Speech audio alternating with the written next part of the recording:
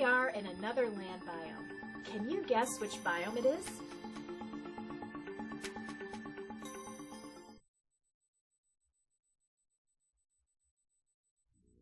Which biome is represented by the previous plants and animals? A. Grassland, B. Tropical rainforest, C. Tundra, or D. Temperate deciduous forest?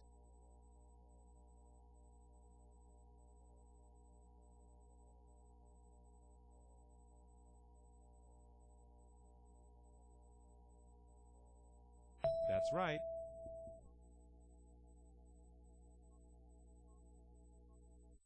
Perhaps the polar bear gave that answer away. Tundra is the coldest biome, and the tundra receives very little precipitation. The tundra doesn't receive much snow at all. In fact, some have referred to tundra as a frozen desert. Plants and animals living in the tundra must have adaptations to deal with both the lack of precipitation and long, extremely cold winters. For example, the polar bear has thick fur and a thick layer of fat below its skin to provide insulation from the extreme cold. There are two different places where the tundra biome can be found. One is in the Arctic, and the other is on high mountains in the mid-latitude ranges. The Arctic tundra is so cold that the ground is permanently frozen from about 25 centimeters to about 100 centimeters below the surface. This frozen ground is called permafrost. Well, how could any plants, even small shrubs and grasses, grow in permafrost? Well, a layer of soil on top actually thaws during the short summer, and this is just deep enough to support small shrubs, lichens, mosses, and grasses. However, notice that there are no tall trees in the tundra biome. The thin layer of thawed soil isn't deep enough to support a tree. Now it's your turn. Here's a graph of average annual precipitation versus average annual temperature. On the graph are 6 different points that represent each of the 6 major land biomes. You already located the desert. See if you can correctly choose the point on the graph that represents a tundra biome. Keep in mind that the average annual precipitation value for the tundra includes melting snow. Here we are at our final biome destination. Can you guess which biome it is?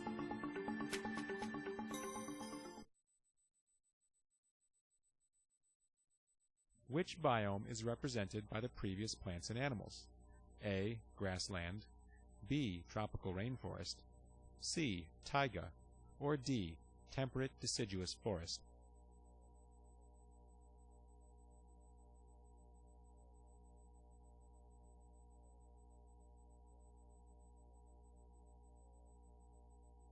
That's right.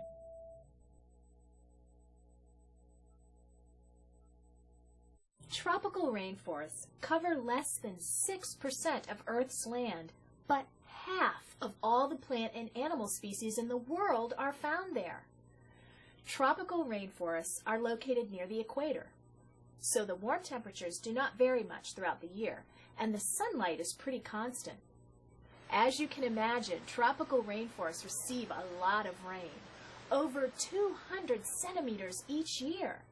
That's 20 times as much rain as what falls in a desert biome. When we visited the desert biome, I mentioned that the leaves on desert plants like succulents can store water. This is an adaptation that helps the plant conserve what little water it gets throughout the year. How do you suppose the leaves of tropical rainforest plants are different? In a tropical rainforest, there is so much rain, the leaves have to be able to shed the rain easily so the trees don't get weighed down and topple over. The leaves often have drip tips or grooves to help shed the water, and some leaves have oily coatings to repel the water. These are just some of the many adaptations you'll find in tropical rainforest plants. Because the climate of a rainforest is good for growing plants, there are many different kinds of trees in the rainforest. 1 square kilometer can contain 100 different tree species.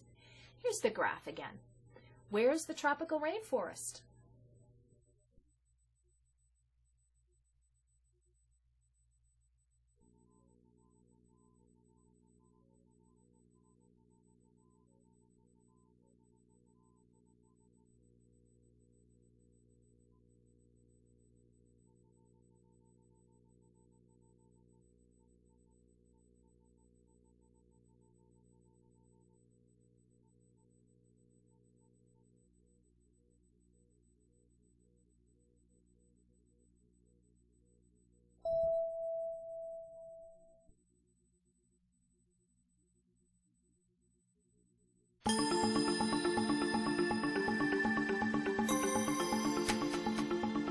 Of course, there are other forest biomes besides the tropical rainforest. There is the temperate rainforest of North America that stretches from Alaska to Oregon. There are temperate deciduous forests, and the taiga, or evergreen forest, is the largest land biome. These biomes plus grasslands round out the list of major land biomes. Can you name the biome as it is highlighted on the map?